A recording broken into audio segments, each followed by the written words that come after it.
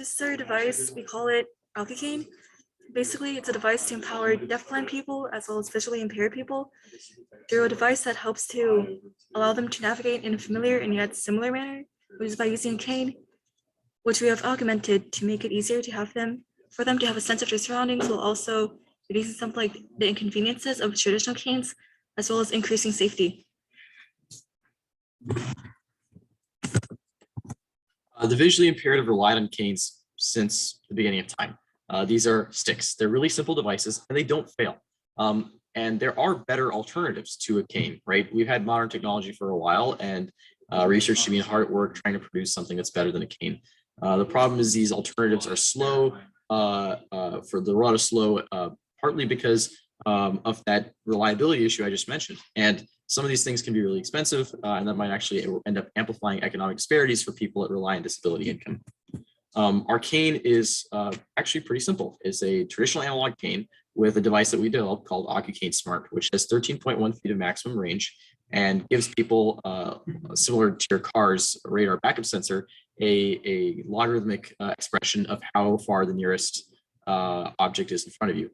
And this depth information gives visually impaired people a 2D scan every time they move their cane instead of a 1D scan when they're just tapping along, and lets them predict obstacles before their cane physically runs into them. I've seen visually impaired people use canes before, and sometimes they'll get stuck in small potholes or hit curbs with their canes and get a little bit disoriented and have to back up and start scanning all over again.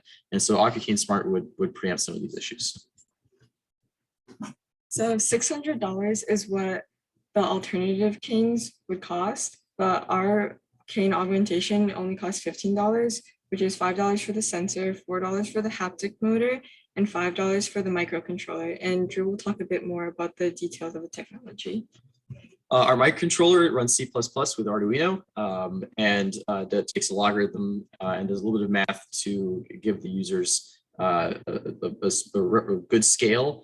It's calibrated ideally at factory, but since we're using an actual stick, a branch that we found in the woods, calibrating was a little bit hard. And you'll get to see some demos very soon, so we're excited to show you some demos. You just handed this to me, and I've never used this before, so I'm gonna try it out. Should I just walk around? You just walk around and close your eyes, and actually, can you make a full U-turn, because then it's a hallway and it's a little bit more constrained. So you can close your eyes, and I will make sure I'll tell you if you're about to hit anything that you're not going to detect. So if it's not spinning, that means you're not likely to hit anything. And making sweeping motions tends to be really helpful. That'll give you a little bit of information about what's in front of you. And so this hallway is getting narrower and narrower, and you can see that the range is plenty for detecting these narrow hallways, and she's actually staying pretty straight. You saw it started to vibrate a little bit more when she got closer to the table. And this is about the thinnest part of the hallway here, and she's detecting the wall without having to go and tap on the wall. There we go. And actually, using our device improves with experience. This is a completely inexperienced user, and we have a perfectly straight path down a reasonably long corridor in Rice Hall. And we're about at the end of the corridor, where it again narrows to one of its narrowest points, and we're into an open space, which is actually reasonably fast. And there we go. Detected the door, and now detected the couch.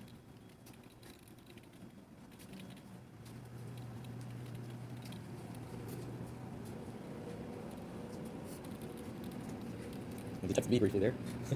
And okay, you can stop. You're about to hit some steps. So